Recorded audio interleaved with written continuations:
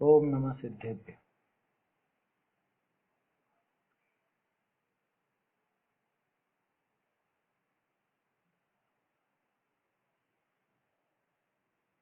श्री जिन शासन गुरु नमो नाना विधि सुखकार, आत्म हित उपदेश ते करें मंगलाचार, करें मंगलाचार। आत्मानुशासन ग्रंथ पर अपनी चर्चा चल रही है और इसमें अपना 172 नंबर के छंद के माध्यम से अपन वस्तु का स्वरूप समझ रहे हैं। वास्तव में ये समस्त वस्तुएं कैसी हैं, इन वस्तुओं की सिद्धि कैसे होती है, ये अपन यहाँ देख रहे हैं। आचार्य देव ने साफ साफ कह दिया कि भैया वो तो तद्रूप और अतद्रूप दोनों प्रकार की वो वस्तु होती है।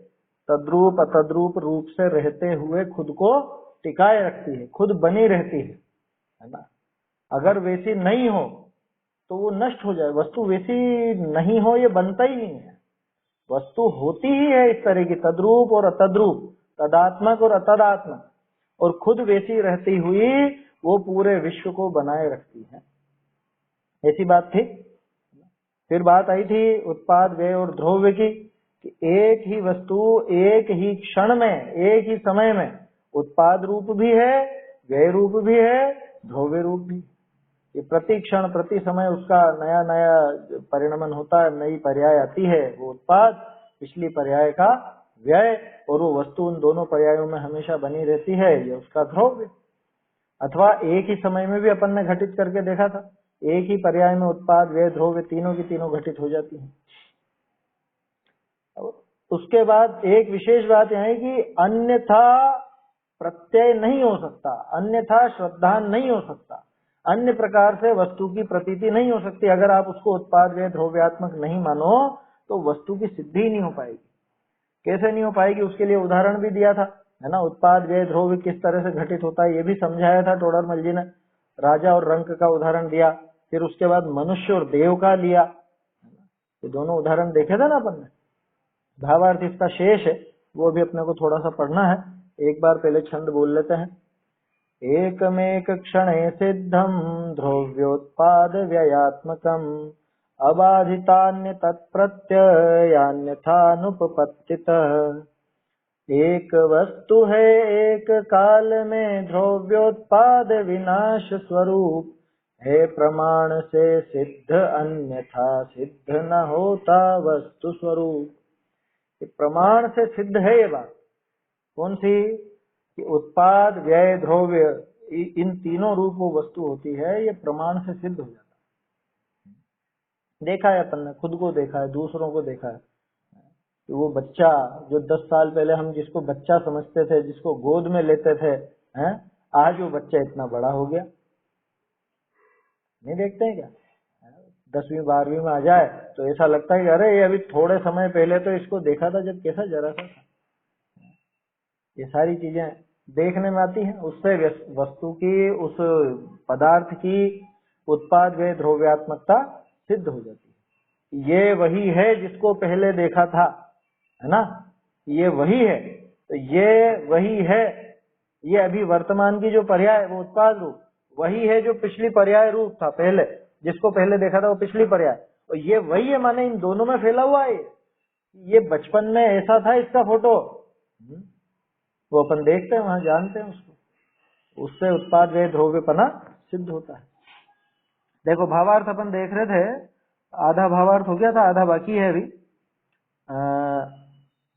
ताते मनुष्य ते देव होने के समय विषय, देव पने का उत्पाद, मनुष्य पने का व्यय और जीवन जीव पने का द्रव्य, ऐसे एक ही वस्तु एक काल विषय तीनों भाव धरे पाइये है। ये बात हो गई थी कल, है ना। यहाँ तक देख लिया था अपन ने। एक ही वस्तु एक ही काल में तीनों भाव रूप, उत्पाद रूप भी वही वस्तु, है ना, व्यय रूप भी वही वस्तु और द्रव्य रूप भी वही वस्तु, ऐसा हो पाई जाती है। याही प्रकार सर्व जीवादिक वस्तु एक समय विषय स्थूल पर्याय नहीं करी व सूक्ष्म पर्याय नहीं करी, उत्पाद व्यय द्रव्य पनों को धारे है। ये प्रश्न यहाँ छोड़ा था मैंने आप लोगों के लिए कि ये चीज थोड़ा सा इस पर विचार करना। ये लिखा ना, एक ही वस्तु, कौन?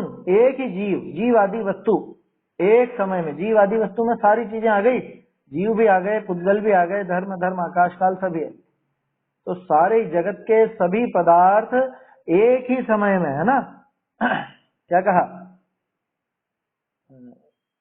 या ही प्रकार सर्व जीवादिक वस्तु एक समय विषय, एक समय में स्थूल पर्याय नहीं करी व सूक्ष्म पर्याय नहीं करी। स्थूल पर्यायों से अथवा सूक्ष्म पर्यायों से उत्पाद व्यय ध्रुव पने को धारे है। क्या है स्थूल पर्याय और क्या है सूक्ष्म पर्याय? देखो, एक तो स्थूल पर्याय, सूक्ष्म पर्याय का मतलब तो हो गया एक समय की पर्याय, है ना, क्योंकि वास्तव में पर्याय एक समय की होती है। कोई पर्याय अधिक समय की होती है क्या? कोई वर्षों की होती है क्या पर्याय? लेकिन फिर भी अपन कहते हैं मनुष्य पर्याय, देव पर्याय, नारकी पर्याय, ये स्थूल पर्याय। स्थूल पर्याय माने ये बहुत लंबे समय की है। तो बहुत लंबे समय तक कैसे चलती है कोई पर्याय? पर्याय तो एक समय की रहेगी। अरे वो एक जैसी ही पर्याय बारंबार आ रही है।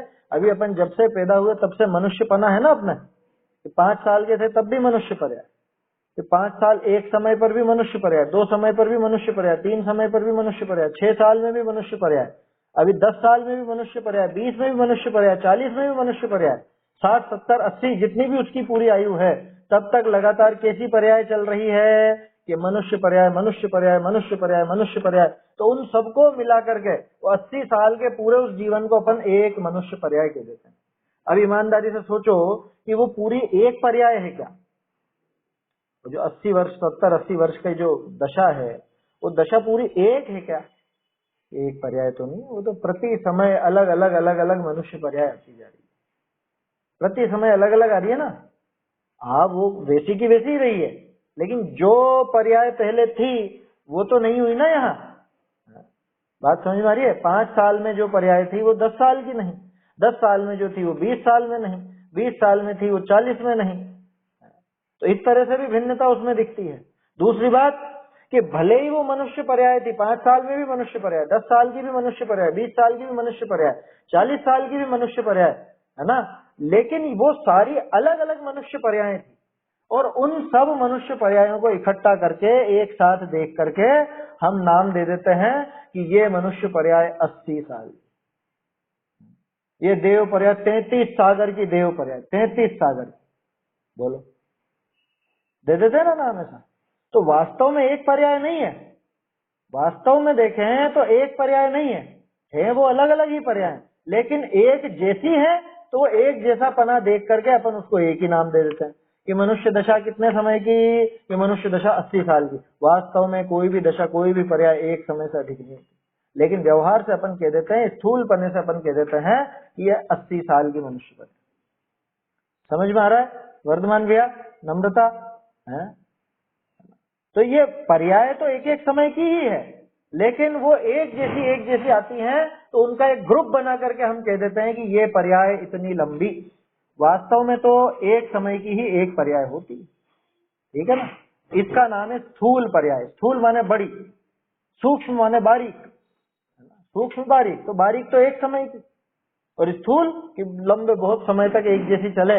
जैसे अपन बोलते हैं अभी भगवान महावीर की कौन सी पर्याय चल रही है कि सिद्ध दशा, ये कब तक चलेगी? कि अनंत काल तक। तो अनंत काल तक एक ही पर्याय चल रही है क्या? वो कि अलग अलग पर्याय आ रही है? आ रही है, सिद्ध दशा रूप ही, है ना, सिद्ध पने रूप ही वो दशाएं आ रही हैं, लेकिन वो एक जैसी है। उन सबको इकट्ठा करके अपन कह देते हैं कि अनंत काल की सिद्ध पर्याय। समझ में आ रही है बात? तो एक तो सूक्ष्म और स्थूल की ये अपेक्षा समझना, दो तरह से समझेंगे अपन। एक तो ये अपेक्षा, क्या? एक समय की पर्याय, उसको अपन मतलब पर्याय तो एक ही समय की है, लेकिन जब एक समय की पर्याय की बात करें तो उसको समझना सूक्ष्म पर्याय। और जब वो एक जैसी पर्यायों को इकट्ठा करके उनको एक पर्याय नाम दे देवे, जैसे मनुष्य पर्याय, देव पर्याय, तो वो समझना स्थूल पर्याय। ठीक है, एक तो ये। दूसरा, सूक्ष्म और स्थूल का भेद समझना हो तो इस सूक्ष्म पर्याय गुण पर्याय को कह सकते हैं। क्या मतलब? द्रव्य गुण पर्याय वाला पाठ अब तक तो सबने पढ़ ही लिया होगा मेरे ख्याल से, है ना। एक द्रव्य, कोई भी द्रव्य है, उसकी एक समय में कितनी पर्याय होती है? हैं? एक समय में कितनी पर्याय? गलत, एक समय में अनंत पर्याय। नहीं, एक नहीं होगी। समझो, इस चीज को समझो। द्रव्य किसे कहा? द्रव्य किसे कहा? गुणों के समूह को द्रव्य कहते हैं। बिल्कुल सीधे प्रश्न पूछ रहा हूं मैं। द्रव्य किसे कहा? पढ़ लिया ना पाठ सबने, द्रव्य गुण पर्याय वाला है। द्रव्य किसे कहा? गुणों के समूह को। कितने हैं गुण? अनंत गुण। और प्रत्येक गुण की प्रत्येक समय में पर्याय हो रही है या नहीं हो रही है? कि प्रत्येक गुण की एक एक समय में एक एक पर्याय। समझ में आ रहा है? नम्रता, वर्धमान भैया, है ना? एक समय में एक पर्याय एक गुण की। ऐसे कितने गुण हैं मुझ में? अनंत गुण है। तो कितनी पर्याय हो गई? अनंत पर्याय हो गई। एक ही समय में एक द्रव्य में, ध्यान रखना, एक गुण में नहीं, एक समय में एक गुण में एक पर्याय। ऐसे अनंत गुण, और उन अनंत गुणों की एक ही समय में अनंत पर्याय, एक एक की एक एक, और अनंत गुण होने की वजह से वो अनंत पर्याय एक द्रव्य में पाई जाती हैं। लेकिन उन सबका नाम है गुण पर्याय। क्या? गुण पर्याय। गुण पर्याय का दूसरा नाम अर्थ पर्याय। चाहो तो नोट कर लो। गुण पर्याय का दूसरा नाम अर्थ पर्याय। इसको अच्छे से समझना, इसमें चक्कर पड़ जाता है, लोग बाग अन्यथा परिभाषाएं ले लेते हैं। क्या अभिषेक भाई? गुण पर्याय और वो द्रव्य पर्याय को व्यंजन पर्याय और गुण पर्याय को अर्थ पर्याय, ये नाम सुने होंगे ना? अर्थ और व्यंजन, है ना? हाँ, अर्थ पर्याय व्यंजन पर्याय, ये दो तरह की पर्याय देखने में आती हैं। तो दोनों का अर्थ क्या है वो भी अपने को समझ में आ जाएगा। ये सूक्ष्म और स्थूल की बात है ना, इसको दो तरह से अपन देख रहे हैं कि एक तो सामान्य रूप से जो एक समय की एक पर्याय है उसको अपन सूक्ष्म पर्याय कह दो, और एक जैसी पर्याय इकट्ठी होती हैं तो उनका एक कलेक्शन करके अपन एक कलेक्टिव नाम दे दिया, उसको हमने स्थूल पर्याय कह दिया। ठीक है ना?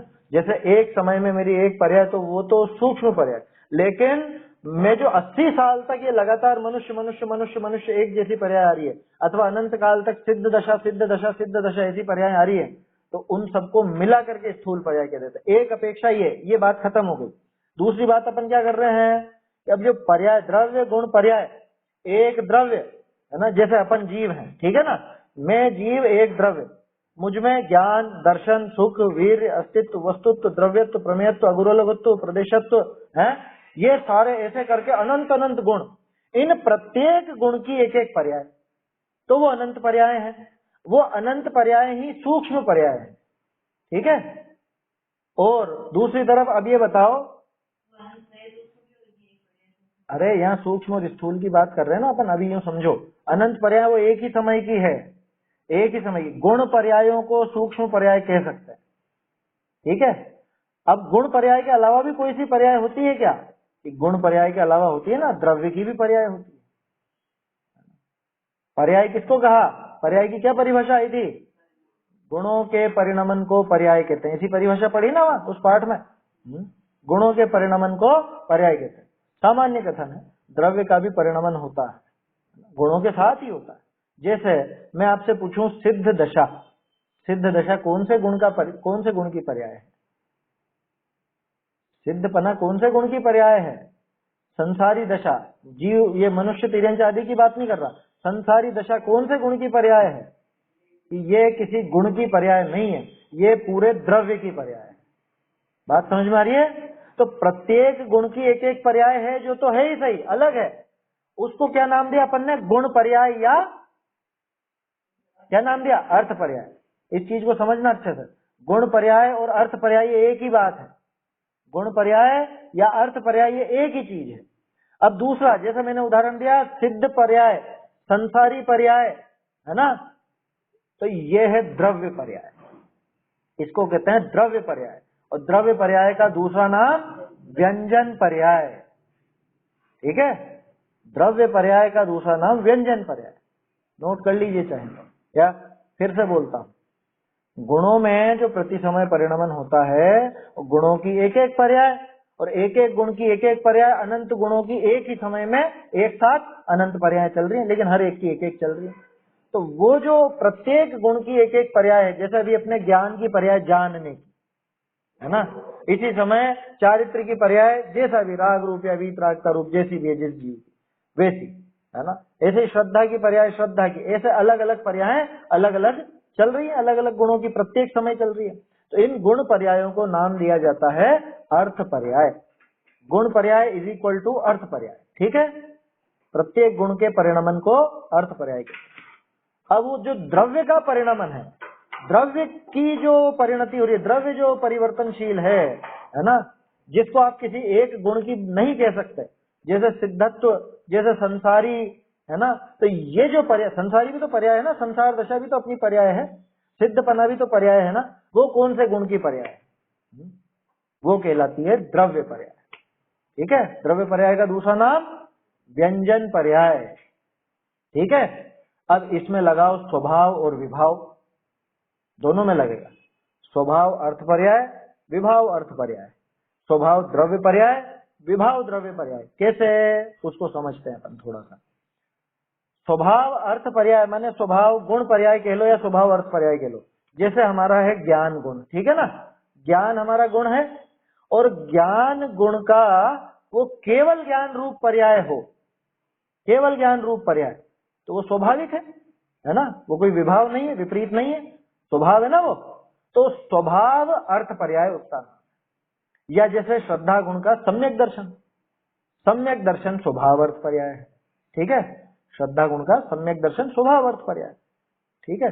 अब विभाव कैसा होगा इसमें, कि अभी जो अपना मति ज्ञान आदि चल रहे हैं, या श्रद्धा गुण में मिथ्या दर्शन चल रहा है, अब है तो वो भी पर्याय है, तो उस गुण की पर्याय, लेकिन ये विभाव रूप है, ये अच्छी पर्याय नहीं है, ये इसके स्वभाव रूप नहीं है, इसलिए इसको नाम देते हैं विभाव अर्थ पर्याय। समझ में आ रही है बात, इसका नाम है विभाव अर्थ पर्याय। तो स्वभाव अर्थ पर्याय और विभाव अर्थ पर्याय, बोलो भैया। हाँ, गुण नहीं है, ये गुणों की पर्याय है। श्रद्धा गुण है, श्रद्धा गुण की पर्याय होती है सम्यक रूप, तो उसको नाम देते हैं सम्यक दर्शन। श्रद्धा गुण की पर्याय उल्टी होती है तो उसको नाम देते हैं मिथ्या दर्शन। हाँ, ये द्रव्य की नहीं है ना, ये गुण की पर्याय है।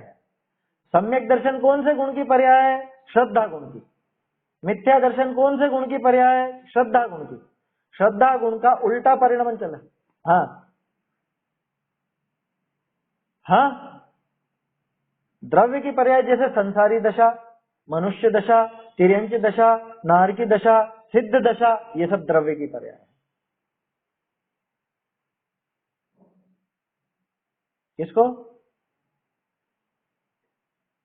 नहीं नहीं नहीं नहीं नहीं नहीं नहीं नहीं नहीं नहीं, ऐसा नहीं है। ये बताओ, ये शरीर किसकी पर्याय है?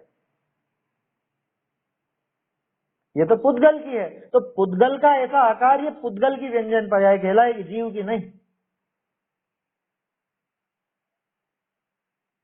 हाँ, वो पुद्गल की है, जीव की नहीं। अभी अपन जीव की बात कर रहे हैं, अपन दोनों पे घटित करेंगे, जीव और पुद्गल पे। जीव की भी है इसमें शामिल, मैं ये कहना चाह रहा हूँ। ये जो मनुष्य दशा है, मनुष्य दशा किसकी? हाँ, ये व्यंजन पर अभी कैसे है वो समझेंगे। अभी पहले एक एक चीज समझ लो, अपन आ रहे हैं उस बात पे भी। पहले अपन ये समझो कि प्रत्येक द्रव्य, प्रत्येक द्रव्य में अनंत गुण, उन अनंत गुणों की अनंत अनंत पर्याय होती है, एक समय में एक पर्याय होती है, ठीक है ना। अब वो पर्याय स्वभाव रूप भी हो सकती है, विभाव रूप भी हो सकती है। जो स्वभाव रूप हो उसको हम कहते हैं स्वभाव अर्थ पर्याय, जो विभाव रूप हो, उल्टी हो, विपरीत हो, उसको हम कहते हैं विभाव अर्थ पर्याय। समझ में आ रहा है ना। तो ये तो हो गई अर्थ पर्याय। और गुणों के हिसाब से भी देख लिया अपन ने, जैसे जीव का ज्ञान गुण सम्यक ज्ञान हो या केवल ज्ञान हो तो वो स्वभाव अर्थ पर्याय है, और मिथ्या ज्ञान हो या ये मतिश्रुत ज्ञान हो, ये उसकी विभाव अर्थ पर्याय है। यहाँ तक क्लियर है? हाँ, और क्या विभाव है ये? मति ज्ञान स्वभाव थोड़ी ना, विभाव है। मति ज्ञान अल्प है ना, अल्प विकसित है, पूरी तरह विकसित कहाँ हुआ? नहीं, दोनों बातें दोनों कही जाती हैं। नियम सारजी में पढ़ोगे ना तो इसको तो विभाव स्वरूप ही कहा है। हाँ तो, हाँ विभाव रूप ही भाई, या तो पूरी तरह विकसित हो, या पूरी तरह शुद्ध हो, उसको अपन स्वभाव रूप कहते हैं। हमारा जो मति शुद्ध ज्ञान है उसको भले आप विपरीत ना कहना चाहो, लेकिन अल्प विकसित तो है ना, पूरी तरह विकसित तो नहीं है, तो इसलिए विभाव रूप ही कहलाएगा। ये जीव के ज्ञान गुण की स्वभाव अर्थ पर्याय विभाव अर्थ पर्याय देखिए अपन, ठीक है। ऐसा ये पुद्गल में भी घटित करके देखें। जैसे कोई भी पुद्गल, मानो पानी, ठीक है, पानी पुद्गल है, पानी जो है वो पुद्गल द्रव्य है, उसमें स्पर्श नाम का गुण है, ठीक है। पानी का स्वभाव क्या है? शीतलता। तो पानी ठंडा रहे अपने आप, जैसा उसका स्वभाव है, स्वाभाविक रूप से वो ठंडा रहे, वो उसकी स्वभाव अर्थ पर्याय, उसके स्पर्श गुण की स्वभाव अर्थ पर्याय, ठीक है। लेकिन आपने उसको गैस पर चढ़ा दिया, आग पर रख दिया, या धूप में तप रहा है, तो वो पानी गर्म हो गया। किससे हुआ? वो दूसरा निमित्त लगने से हुआ। तो उसके स्पर्श गुण की वो विभाव अर्थ पर्याय है। समझ में आ रही है बात? ये अपन ने बात करी किसकी? अर्थ पर्यायों की। अर्थ पर्याय स्वभाव रूप भी और विभाव रूप भी। स्वाभाविक परिणमन हो तो वो स्वभाव अर्थ पर्याय, विपरीत परिणमन हो तो वो विभाव अर्थ पर्याय। अब विशेष बात, ये स्वभाव अर्थ, ये विभाव अर्थ पर्याय किस किस कौन कौन से द्रव्य में संभव है? कि ये 6 द्रव्यों में से मात्र जीव और पुद्गल में संभव है। धर्म, अधर्म, आकाश, काल, इनकी चाहे वो द्रव्य पर्याय हो चाहे गुण पर्याय हो, वो हमेशा शुद्ध ही रहती है, वो स्वभाव रूप ही रहती है। इसलिए उनमें स्वभाव और विभाव अर्थ पर्याय या व्यंजन पर्याय की बात ही लागू नहीं पड़ती। तो धर्म, अधर्म, आकाश, काल को तो एक तरफ रख दो, उसके बारे में बात ही नहीं करनी अपने को, क्योंकि उसकी चाहे द्रव्य पर्याय हो चाहे गुण पर्याय हो, वो सारी की सारी शुद्ध ही होती है, ठीक है ना। अपने को बात करनी सिर्फ जीव और पुद्गल पे। अब जीव और पुद्गल में गुण पर्याय भी समझ में आ गई अपने को, है ना। गुण पर्याय यानी कि अर्थ पर्याय, अर्थ पर्याय चाहे स्वभाव रूप हो चाहे विभाव रूप हो, दोनों देख लिए अपन ने, दोनों हो सकती है। अब अपन देखते हैं व्यंजन पर्याय।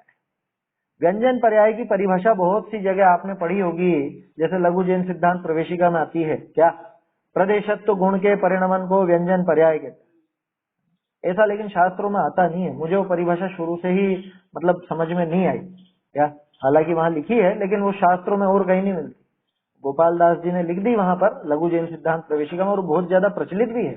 किसी से भी आप पूछोगे थोड़े बहुत पढ़े लिखे जैन से, मतलब शास्त्र का जिसने थोड़ा बहुत पढ़ा हो, तो वो यही कहेगा, भाई व्यंजन पर्याय तो प्रदेशत्व गुण का विकार, प्रदेशत्व गुण का परिणाम। तो ये बताओ कि प्रदेशत्व गुण भी तो एक गुण है ना, वो कोई अलग सा गुण हो गया क्या? वो कोई अलग से तो नहीं है। जैसा अस्तित्व है, जैसा वस्तुत्व है, जैसा द्रव्यत्व है, वैसे ही प्रदेशत्व है, तो उसको अलग से क्यों कहेंगे? फिर इसका जवाब अपने को मिलता है प्रवचन सार जी में, है? तो आकार काम किसका है? नहीं, आकार काम तो द्रव्य का है, परिणमन तो वो द्रव्य का है। उस परिणमन का कारणभूत शक्ति वो प्रदेशत्व गुण है। ये जो आकार है ये प्रदेशत्व गुण का आकार है क्या, कि द्रव्य का आकार है? जैसे अभी मेरा आकार ऐसा है, ठीक है ना, तो ये आकार उस प्रदेशत्व गुण का है कि मेरा द्रव्य का है, पूरे द्रव्य का? ये तो द्रव्य का ही है, और इस आकार रूप होने की शक्ति, उस शक्ति का नाम प्रदेशत्व गुण है ना। वो समझाने के लिए उन्होंने लिख दिया होगा, लेकिन प्रदेशत्व गुण का परिणमन नहीं है, ये पूरे द्रव्य का परिणमन है। ये बात प्रवचन सार जी में आपको पढ़ने को मिलेगी, 99-101 गाथा में, जहां द्रव्य गुण पर्याय की चर्चा है, वहां पे आपको ये बात मिलेगी पढ़ने में। प्रवचन सार जी 2000 वर्ष पुराना कुंदकुंदाचार्य का ग्रंथ है ना, जहाँ सबसे पहले द्रव्य गुण पर्याय की चर्चा आई, ठीक है। हाँ, रहता है ना, जिस शक्ति के कारण द्रव्य का कोई ना कोई आकार रहता है, तो बोलो किसका आकार? परिभाषा में तो लिखा है द्रव्य का आकार। तो द्रव्य का जो आकार वो किसका परिणमन? वो द्रव्य का परिणमन। उस द्रव्य के परिणमन को हम कहते हैं व्यंजन पर्याय या द्रव्य पर्याय। अब वो स्वभाव रूप भी होता है और विभाव रूप भी होता है। कैसे? कि जैसे जीव के बारे में बात करें तो जीव मुक्त हो जाए, सिद्ध हो जाए, तो अब अनंत काल तक ऐसा का ऐसा ही रहेगा, स्वभाव रूप रहेगा, उसमें कोई विकार नहीं, कोई विभाव नहीं है, तो उसको हम नाम देते हैं स्वभाव व्यंजन पर्याय, ठीक है। जीव की स्वभाव व्यंजन पर्याय कौन सी है? सिद्ध दशा। जीव की स्वभाव व्यंजन पर्याय एक ही, सिद्ध दशा। और ये जो संसार दशा, मनुष्य दशा, तिर्यंच दशा, देव, नारकी इत्यादि, ये विभाव व्यंजन पर्याय, ये तरह तरह का जो आकार अपन धारण कर रहे हैं ना, कि अभी मनुष्य का शरीर मिला तो ऐसा आकार धारण कर लिया, तिर्यंच का शरीर मिलेगा तो वैसे हो जाएंगे, 4 पैर वाले यूं चलने वाले हो जाएंगे, नारकी का शरीर मिले तो वैसा आकार हो जाएगा, चींटी का शरीर मिले तो इतना सा, हाथी का शरीर मिले तो इतना बड़ा। तो है तो जीव का ही आकार, लेकिन वो स्वभाव रूप नहीं है, वो विभाव रूप है। जैसे जैसे वो धूप या आग के निमित्त से वो पानी गर्म हो गया, हुआ तो पानी ही है गर्म, लेकिन वो पानी का स्वभाव नहीं है। ठीक उसी तरह से जैसे चींटी का शरीर मिला तो चींटी का आकार रूप हो गया, हाथी का शरीर मिला तो हाथी का आकार रूप हो गया, तो हुआ तो जीव ही है उस रूप, लेकिन वो जीव का स्वभाव परिणमन नहीं है, वो किसी पर द्रव्य के निमित्त से ऐसा हुआ है, इसलिए उसको हम कहते हैं विभाव द्रव्य पर्याय या विभाव व्यंजन पर्याय। समझ में ही बात? जीव संसार में भटक रहा है, संसार दशा, मनुष्य दशा, तिर्यंच दशा इत्यादि जो दशाएं हैं, जो पूरे द्रव्य की दशा कहलाती है, वो है विभाव व्यंजन पर्याय, और मुक्त हो जाए वो है स्वभाव व्यंजन पर्याय। ये अपन ने बात करी जीव की। अब पुद्गल में घटित करके देखो, पुद्गल कैसा, कि पुद्गल जो परमाणु होता है, असली पुद्गल तो उसी को कहते हैं, शुद्ध पुद्गल द्रव्य कहा जाता है परमाणु को, ये तो पढ़ा होगा आप लोगों ने। शुद्ध पुद्गल द्रव्य, असली पुद्गल कौन है, कि वो जो परमाणु सबसे छोटा अंश है ना, वो सबसे छोटा जो द्रव्य है वो पुद्गल, वो परमाणु, असली पुद्गल तो वही है। वो जब परमाणु रूप ही रहे, दूसरों के साथ मिलकर स्कंद नहीं बन जाए, बड़ा नहीं हो जाए, नजर ना आने लग जाए, जब तक वो परमाणु रूप रहता है, तो परमाणु रूप दशा उसकी स्वभाव व्यंजन पर्याय है। किसकी? पुद्गल की। पुद्गल द्रव्य की स्वभाव व्यंजन पर्याय परमाणु रूप है ना, और स्कंद रूप हो जाता है, क्योंकि पुद्गल में शक्ति है, अलग अलग परमाणु मिलकर के स्कंद बन जाते हैं, नजर आने लग जाते हैं, कुछ नजर आते हैं, कुछ नजर नहीं भी आते हैं। तो अपन जो बोलते हैं शुद्ध दूध, शुद्ध पानी, कि वो इसलिए कहते हैं कि उसमें कोई मिलावट नहीं है। वास्तव में पुद्गल की तरफ से देखें तो बोलो वो शुद्ध पर्याय है कि अशुद्ध पर्याय है? कि वास्तव में तो अशुद्ध पर्याय है। बात समझ में आ रही है क्या कहना चाह रहा हूं? जिसे हम शुद्ध दूध भी कहते हैं, पुद्गल देखो तो अकेला एक परमाणु रूप तो है नहीं, वो है ना, वो तो अनंत अनंत परमाणु मिलकर के उस रूप हुए हैं। तो इस वजह से अगर पुद्गल की तरफ से बात करें तो वो अशुद्ध पुद्गल द्रव्य ही है, वो पुद्गल द्रव्य की विभाव व्यंजन पर्याय है, इसलिए वो अशुद्ध द्रव्य है। कह रहा हमने मिलावट नहीं करी, कि हम कहाँ कह रहे हैं कि मिलावट करी, हम तो ये कह रहे हैं कि असली पुद्गल, शुद्ध पुद्गल तो एक वो परमाणु होता है, जब तक वो परमाणु अकेला रहता है तब तक वो शुद्ध व्यंजन पर्याय है, उसकी स्वभाव व्यंजन पर्याय है। और जैसे ही वो किसी और के साथ मिलता है, वो जो सूत्र आपने पढ़े होंगे, द्वैधिक आदि गुणा नाम तू, है ना, गुण साम्य सदृशा नाम वगैरह, तो वो जब मिलकर के एक स्कंद बनाता है, चाहे वो स्कंद दिखने वाला हो चाहे नहीं दिखने वाला हो, जैसे वो स्कंद बना वो उसकी विभाव व्यंजन पर्याय है। समझ में ही बात? तो अपन ने जीव की और पुद्गल की, बोलो भैया, एक मिनट एक एक जना बोलो, दो बोल रहे, समझ में नहीं आ रहा। हाँ हाँ, आप समझे नहीं, यहाँ अपन यूं नहीं कह रहे हैं कि ये शुद्ध है कि अशुद्ध, खाने लायक है कि नहीं खाने लायक, वो बात नहीं है। हाँ, मैं समझ गया आपकी बात, कि एक एक परमाणु जब शुद्ध है तो अनंत शुद्ध परमाणु मिलकर के तो शुद्ध ही होंगे, ये कहना चाह रहे हो ना आप? हाँ, असल में दो द्रव्य मिले, वो मिलना ही अशुद्धता कारक है। समय साहब जी की तीसरी गाथा, क्या? जहां दो द्रव्यों का मिलान हुआ वहां अशुद्धि खड़ी हुई। ये बोलो कोई व्यक्ति हो, वो अकेला रहे, अकेला बिल्कुल मस्त, क्या, तो अपने मन मर्जी से आता जाता है, घूमता फिरता है, अपने स्वच्छंद रहता है बिल्कुल आराम से। जब वो एक से दो होंगे तभी तो सारा परिवार, सारा संसार, सारी दंड फन तभी चालू होगी ना। समझ में ही बात? एकत्व निश्चय गत समय सर्वत्र सुंदर लोक में, ये तीसरी कथा समय साहब जी की, कि द्रव्य अगर अकेला रहे तो शुद्ध रहता है, एक से दो होते ही, भले वो उसी जाति के हों, भले उसी जाति के द्रव्य हों और सारे के सारे शुद्ध हों, लेकिन एक से दो होते ही जहां मिलान हुआ वहां अशुद्धता खड़ी हो जाती है, वहां सुंदरता नहीं रहती। ये आचार्य का कथन है। बात समझ में आई? तो यहाँ तो स्वभाव व्यंजन पर्याय और विभाव व्यंजन की पर्याय की बात। अच्छा बताओ, जीव कब शुद्ध होता है? जीव की शुद्ध पर्याय किसको कही? जब जीव बिल्कुल अकेला हो गया तभी कही ना। सारे द्रव्य कर्म, भाव कर्म, नो कर्म, इन सबसे रहित हो गया, ये कर्म वर्गणाएं भी हट गई, ये शरीर की वर्गणाएं भी हट गई, अकेला अकेला जीव बचा तभी शुद्ध कहलाया ना। तो ऐसे ही पुद्गल भी जब अकेला बचता है तभी शुद्ध कहलाता है। दो मिलते ही अशुद्धि खड़ी होती है। अब एक विशेष बात, अपन ने जीव के गुणों की पर्याय देख ली है ना, पुद्गल के गुणों की पर्याय भी देख ली, स्वभाव रूप भी देख ली, विभाव रूप भी देख ली। ऐसे ही जीव द्रव्य की और पुद्गल द्रव्य की, उनकी द्रव्य पर्याय भी अपन ने देखी। समझ में आ रही है ना बात? स्वभाव व्यंजन पर्याय, विभाव व्यंजन पर्याय भी देखी। हाँ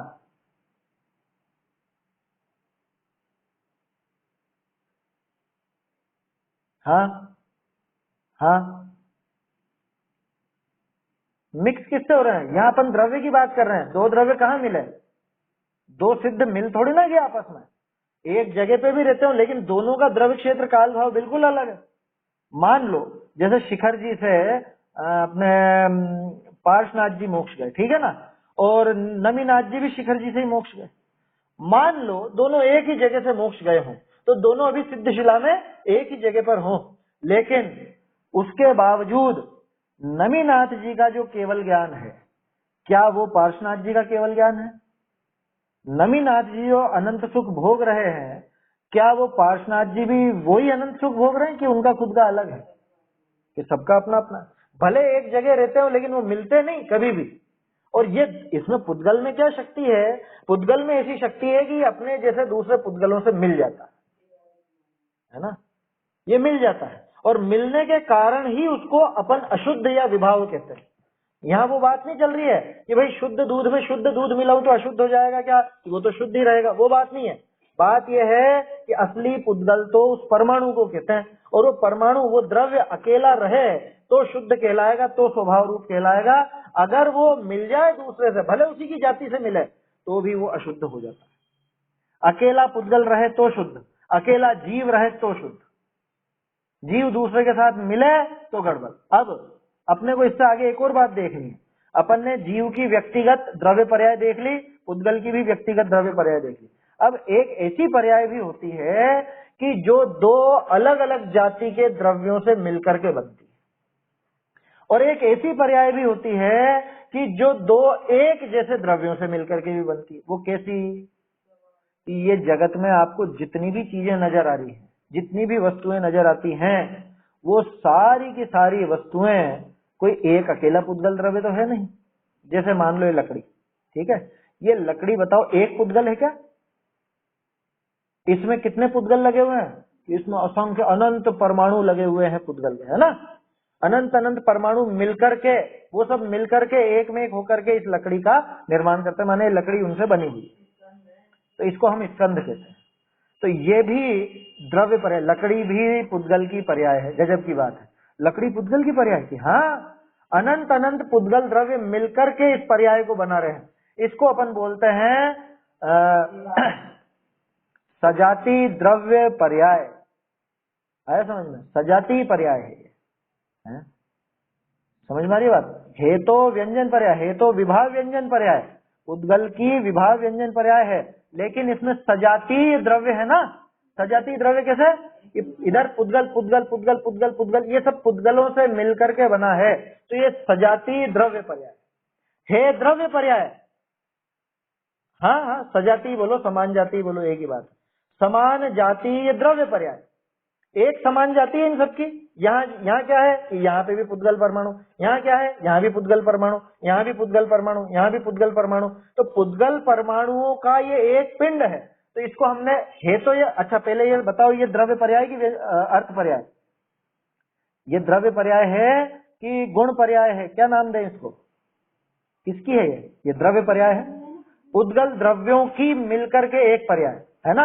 अनंत अनंत पुद्गल द्रव्य मिलकर के एक पर्याय बना रहे हैं। अब पुद्गल, पुद्गल समान जाति है, एक ही जाति है, पुद्गल भी एक जाति, मतलब सारे पुद्गल हैं, तो वो कहलाती है समान जाति द्रव्य पर्याय। अब मुझे आप लोग ये बताओ, है ना, कोई भी उत्तर देना इस बात का, कि कौन कौन से द्रव्यों में समान जाति द्रव्य पर्याय हो सकती है।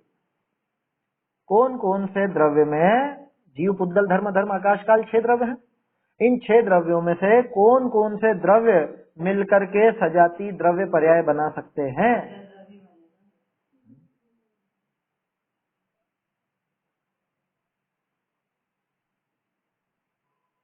जीव को छोड़ के सभी हैं?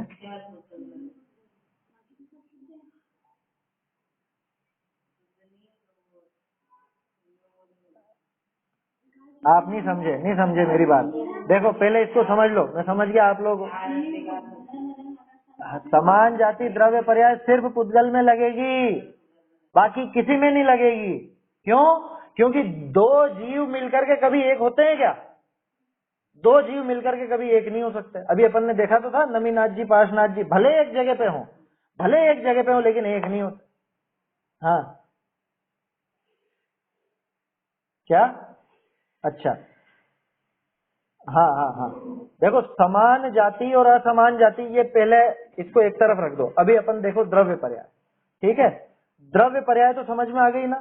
जैसा अभी अपन ने कहा ये लकड़ी, तो ये लकड़ी जो है ये द्रव्य पर्याय है, ना कि गुण पर्याय।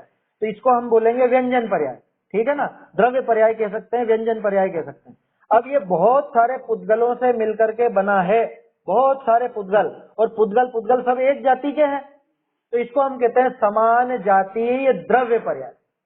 समान जातीय द्रव्य पर्याय। समान जाति अर्थ पर्याय भी हो सकती है, गुण पर्याय भी हो सकती है कि नहीं होती, क्योंकि 2 गुण मिलकर के एक पर्याय नहीं बनाते, 2 द्रव्य मिलकर के एक पर्याय बना सकते हैं। लेकिन मेरा प्रश्न यह है कि कौन कौन से द्रव्य ऐसे हैं कि जिनमें समान जाति द्रव्यपना बन सकता है।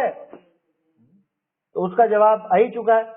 उसका जवाब है सिर्फ और सिर्फ पुद्गल ऐसा द्रव्य है जिसमें समान जाति द्रव्य पर्याय संभव। क्यों? धर्म कितने द्रव्य हैं?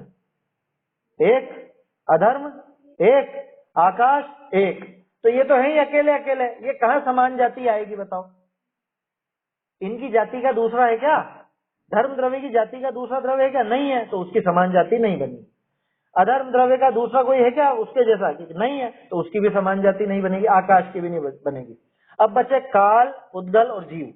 तो काल वैसे तो असंख्य हैं, लेकिन वो सब एक एक प्रदेश पे एक एक अलग अलग स्थित है, वो भी कभी आपस में मिलते नहीं है। उनका तो प्रदेश भी अलग अलग ही रहता है हमेशा। प्रत्येक कालाणु का, प्रत्येक काल द्रव्य का प्रदेश भी अलग अलग रहता, तो वो भी कभी नहीं मिलते। अब कौन बचे? जीव और पुद्गल। जीव भी कभी नहीं मिलते एक साथ। कि कैसे? जैसा अभी अपना मनुष्य शरीर है, इतना बड़ा शरीर है, इसमें एक अकेला मैं ही जीव हूं क्या? है? इसमें अनंत अनंत जीव बैठे हुए हैं ना यहीं पे ही। खून की एक एक बूंद में नहीं है जीव, अनंत अनंत जीव नहीं है, मांस में जीव नहीं है। और मान लो पेट में कीड़े पड़े हुए हो तो है, वो भी तो यहीं पे ही है ना। तो फिर एक ही जगह हुए कि नहीं हुए? कि भले एक जगह हो, आकाश की तरफ से एक जगह हो सकते हैं वो, लेकिन प्रत्येक का द्रव्य क्षेत्र काल भाव अलग अलग ही है ना। मुझे जो पीड़ा है, मुझे जो आकुलता है, वो मेरे वो खून में रहने वाले जीवों को नहीं होगी। उनको जो आकुलता है उसका भोग मैं नहीं करूंगा। समझ में आ रही बात? हो भले एक ही जगह। पेट में जो कीड़ा मौजूद है ना, पेट में मान लो कोई लट पड़ गई, इल्ली पड़ गई, गिंडोले हो गए, जो भी हो गए, तो उनको उनके उनके आकुलता, उनका सुख दुख उनके हिसाब से, उनका ज्ञान उनके हिसाब से, मेरा ज्ञान मेरे हिसाब से। तो भले एक जगह पे रहते हो, लेकिन उन पर एक दूसरे का कोई प्रभाव नहीं पड़ता, मिलते नहीं आपस में, एक जगह रहते हुए भी नहीं मिलते। तो जीवों में भी समान जाति द्रव्य पर्याय की कोई संभावना नहीं है। अब कौन बचा? अकेला पुद्गल बचा। कि पुद्गल में ऐसी शक्ति है कि एक पुद्गल दूसरे पुद्गल के साथ मिलकर के एक रूप बना सकता है। जैसे हमने देखा कि अनंत परमाणु मिलकर के स्कंद बना देते हैं। हमको दुनिया में जो कुछ नजर आता है ना, ये सब पुद्गल स्कंद है, पुद्गल स्कंद है, उनकी समान जाति द्रव्य पर्याय है। और अब एक प्रश्न, समान जाति द्रव्य पर्याय स्वभाव रूप है या विभाव रूप है? बताओ। समान जाति द्रव्य पर्याय स्वभाव रूप होगी या विभाव रूप? स्वभाव रूप कैसे है? देखो इनका तर्क है कि एक जाति के हैं तो स्वभाव रूप होनी चाहिए। नम्रता क्या कहना है? स्वभाव रूप या विभाव रूप? नहीं नहीं, पुद्गल पुद्गल तो एक ही है ना, पुद्गल एक जाति। अब एक जाति के हैं तो स्वभाव रूप है कि विभाव रूप है, मेरा प्रश्न ये है। अपन ये तो समझ गए कि वो है। हाँ शाबाश, दो मिल रहे हैं, दो मिलते ही विभाव होगा। हाँ भाई, दो परमाणु मिले ना, जहाँ दो द्रव्य मिले, दो द्रव्य मिलते ही अशुद्धता खड़ी होगी, वो विभाव रूप ही होंगे। भले आप लौकिक रूप से उसको शुद्ध कहो, भले आप उसको शुद्ध दूध, शुद्ध पानी, शुद्ध जो भी कहो, लेकिन है तो वो विभाव रूप। क्यों कि दो द्रव्य मिलकर के बना रहे हैं उस चीज को। समझ में आ रहा है ये बात? ये समझ में आ रही है ना बात?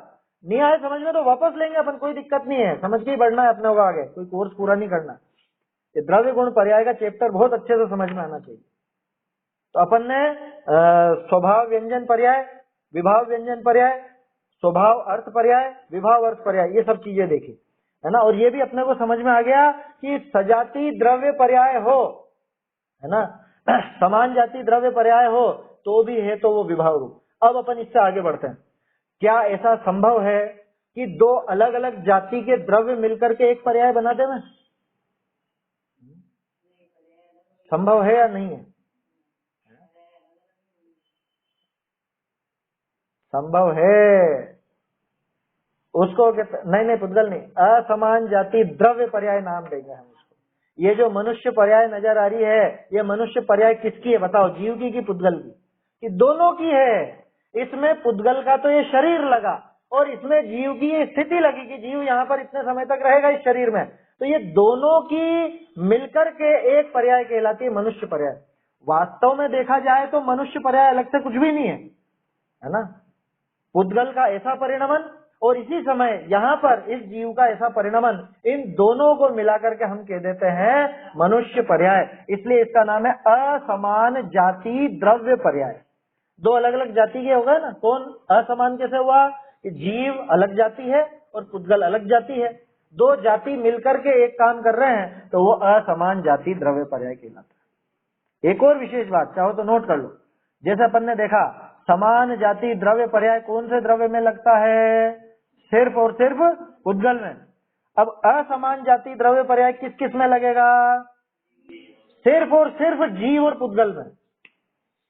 जीव के साथ कभी धर्म नहीं मिलेगा, जीव के साथ अधर्म नहीं मिलेगा। धर्म धर्म आकाश काल की तो बात ही छोड़ दो, वो किसी से भी नहीं मिलते। क्या वो चुपचाप अपने कमरे में रहते, किसी से नहीं मिलते, है ना। ये सिर्फ जीव और पुद्गल की आदत ऐसी है कि ये एक दूसरे से मिल जाते हैं। और जिसमें पुद्गल की तो ऐसी है कि वो खुद की जाति वालों को भी ढूंढ लेता है और दूसरी जात का ये जीव है, इस जीव से भी दोस्ती कर लेता है ना। पुद्गल समान जाति असमान जाति रूप भी हो जाता है। हाँ हाँ भैया, पुद्गल है ना, समान जाति है। आप यूं सोच रहे हो दूध में दूध मिले तो समान जाति द्रव्य पर्याय होगा, ऐसा नहीं है। दूध कौन सा द्रव्य है? दूध पुद्गल है। और पानी कौन सा द्रव्य है? कि वो भी पुद्गल है। तो दोनों मिलकर के समान जाति द्रव्य पर्याय ही बनाएंगे, वो असमान जाति नहीं कहलाएगा। द्रव्य देखो आप तो उसमें द्रव्य क्या है? अरे आटा और पानी, आटा कौन सा द्रव्य है? आटा भी पुद्गल है। और पानी कौन सा द्रव्य है? कि पानी भी पुद्गल है। दोनों मिलकर के किसकी पर्याय हुई? कि पुद्गल की हुई। लेकिन ये समान जाति है, इसलिए इनकी द्रव्य पर्याय को हमने नाम दिया समान जाति द्रव्य पर्याय, है ना। और एक चीज और, चाहे समान जाति हो चाहे असमान जाति हो, अगर वो समान जाति असमान जाति दो द्रव्य जहां मिल रहे हैं तो निश्चित रूप से वो विभाव पर्याय ही होगी, है ना। वो स्वभाव पर्याय, स्वभाव पर्याय तो अकेले की होती है, बस ये ध्यान रखो। अकेला रहेगा तो स्वभाव पर्याय, है ना। द्रव्य अकेला रहे तो स्वभाव व्यंजन पर्याय या स्वभाव द्रव्य पर्याय कहलाती है। दो मिलते ही विभाव। हाँ, असमान जाति द्रव्य पर्याय सिर्फ जीव और पुद्गल, ये दोनों मिलकर के। कैसी दशा? ये संसार दशा। संसार दशा कह लो, चाहे मनुष्यपना, देवपना, तिर्यंचपना, नारकीपना, कुछ भी कह लो, ये सारे के सारे असमान जाति द्रव्य पर्याय, क्योंकि इसमें जीव की पर्याय भी है, पुद्गल की पर्याय भी है। अब ये सारी की सारी बातें मैंने क्यों कही? अब मैं आपसे पूछता हूं, जो अपन ने लाइन पढ़ी थी सूक्ष्म पर्याय और स्थूल पर्याय, अब बोलो सूक्ष्म पर्याय किसका नाम? द्रव्य पर्याय का या गुण पर्याय का? गुण पर्याय का, है ना। दो अपेक्षाएं देख ली अपन ने, दो अपेक्षाएं। एक तो एक ही समय की पर्याय पकड़ो तो सूक्ष्म पर्याय। दूसरी बात कि ये जो गुण पर्याय है जिसका नाम अर्थ पर्याय दिया, ये अर्थ पर्याय को हम कहेंगे सूक्ष्म पर्याय, क्योंकि वो पकड़ में नहीं आती, है ना। और स्थूल पर्याय की भी ऐसी दो अपेक्षाएं कि बहुत लंबे समय तक एक जैसी दशाएं चलती रहें, उन सबको कलेक्टिव रूप से हम एक नाम दे दें, जैसे मनुष्य पर्याय आदि, जिसको हमने अभी असमान जाति द्रव्य पर्याय कहा, तो वो सारी पर्याय कहलाती है स्थूल पर्याय। अरे मनुष्य पने की भी एक समय की पर्याय कहाँ पकड़ में आती है अपने को? नहीं आती ना, है? आप किसी के साथ लगातार आप उसके साथ रहते हो तो वो मोटा हो गया कि पतला हो गया पकड़ में नहीं आता, लेकिन साल भर में आप मिलो तो आप कह दोगे अरे यार तुम तो दुबले हो गए, ये तुम तो मोटे हो गए। तभी वो पकड़ में कब आया? कि बहुत लंबे समय की वो पर्याय इकट्ठी हुई तब जाकर के वो पकड़ में आया। तो वो स्थूल पर्याय पकड़ में आती, इसलिए उसका नाम स्थूल है। समझ में आएगी बात? तो ये जो सूक्ष्म और स्थूल पर्याय की बात आई थी, इस वजह से पूरा अपन ने अर्थ पर्याय, व्यंजन पर्याय और ये सारी बात समझी, है ना। नहीं तो आप सोचोगे ये कहाँ का प्रकरण उठा लाए ये यही का प्रकरण है, स्थूल और सूक्ष्म पर्याय की बात आई थी ना, इसलिए ये बात समझी।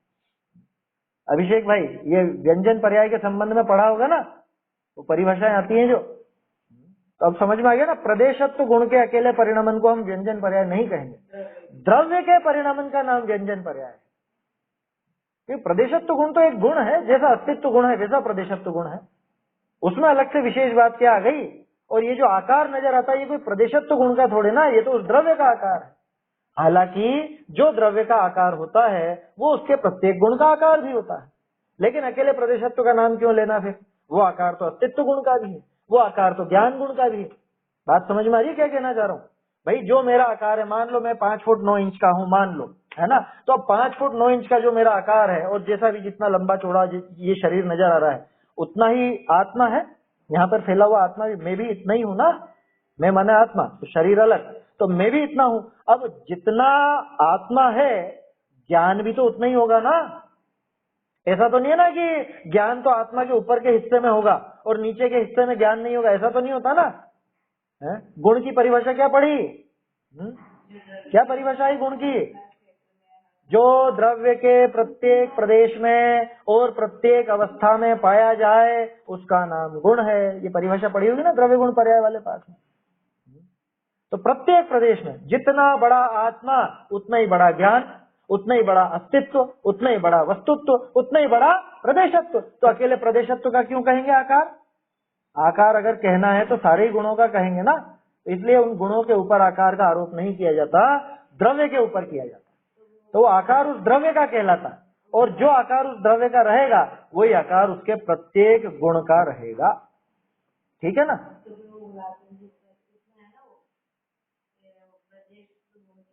तो ये उसके, हाँ ठीक है, वो उसमें कोई दिक्कत नहीं है, उसमें कोई दिक्कत नहीं है। प्रदेशत्व गुण के कारण, क्योंकि वो शक्ति है, आकार धारण करने की शक्ति का नाम प्रदेशत्व गुण है ना। कि कोई ना कोई आकार अवश्य रहेगा, कोई भी द्रव्य हो, चाहे वो जीव हो, पुद्गल हो, धर्म हो, अधर्म हो, आकाश हो, काल हो, सबका कोई ना कोई आकार जरूर रहता है। उस आकार को बनाए रखने की शक्ति का नाम है प्रदेशत्व गुण, उसमें कहाँ समस्या है। जैसे प्रत्येक द्रव्य के होने की शक्ति, होने की, ये है, ये रहेगा ये द्रव्य, उसके होने की शक्ति का नाम अस्तित्व गुण, उसके प्रति समय परिणमन करने की शक्ति का नाम द्रव्यत्व गुण है ना। और द्रव्य में द्रव्यपना कायम रहे उस शक्ति का नाम अगुरु लघुत्व गुण। एक द्रव्य बदल के दूसरे द्रव्य रूप नहीं हो रहा, एक गुण बदल के दूसरे गुण रूप नहीं हो रहा, द्रव्य में रहने वाले अनंत अनंत गुण बिखर कर अलग अलग नहीं हो रहे, इस शक्ति का नाम अगुरु लघुत्व गुण। कि न गुरु हुआ न लघु हुआ, अगुरु लघु, गुरु माने बड़ा, लघु माने छोटा, कि न तो ये कभी बड़ा होगा न कभी छोटा होगा। क्या मतलब? इसमें अनंत गुण है, अनंत गुण हमेशा से, कोई गुण घट नहीं गए, कोई गुण बढ़ नहीं जाएंगे। पर्याय में जरूर अंतर पड़ता, पर्याय कभी पूरी तरह विकसित हो जाएगी, पर्याय अभी थोड़ी सी कमजोर है ना। समझ में आ रही है बात? ऐसा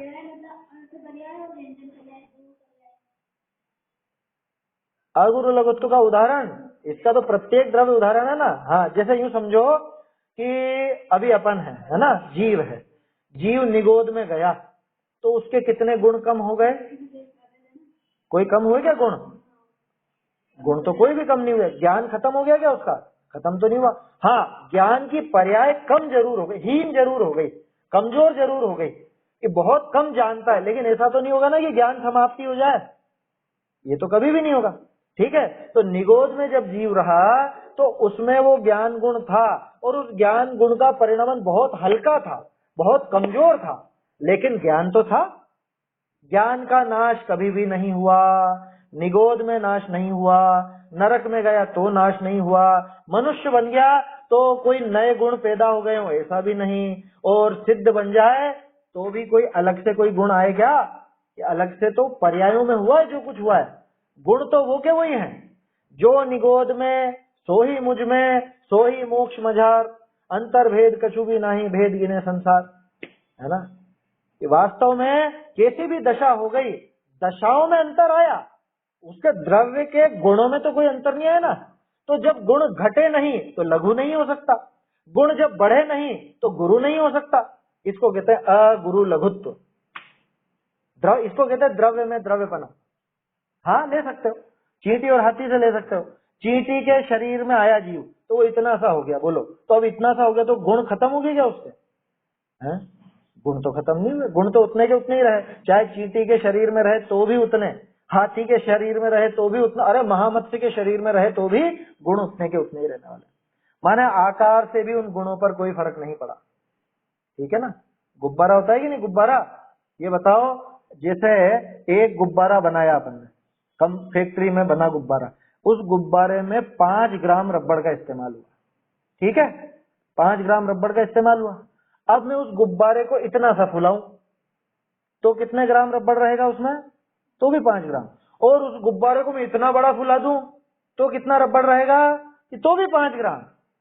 अब इतना बड़ा हो गया तो बढ़ जाना चाहिए ना उसका वजन, नहीं तो भी 5 ग्राम ही रहने वाला। समझ में आ रही है ना बात? उस रबड़ का वजन, उसके अंदर क्या भर दिया तुमने उससे मतलब नहीं है कि तुम कह दो नहीं तो कल से कि पानी भर दिया जब तो बढ़ जाएगा, वो बात नहीं कर रहे हैं अपन। उससे कोई हवा से मतलब ही नहीं है, मैं बात रबड़ की कर रहा हूँ भाई। वो जो रबड़ उसमें लगा है गुब्बारे को बनाने में, वो चाहे बिना फूली हुई दशा में रहे तो भी 5 ग्राम रबड़ ही है। वो उसको थोड़ा सा फुलाओ तो भी 5 ग्राम रबड़ ही है। वो गुब्बारे बनाने वाले उसकी ककड़ी बना दे में, ककड़ी समझ गए ना, लंबी कर दे में ऐसी तो भी 5 ग्राम ही है। उसको गेंद जैसा कर दे में तो भी 5 ग्राम ही है। उसके तरह तरह के आकार बना दे में तो भी 5 ग्राम रबड़ ही रहेगा।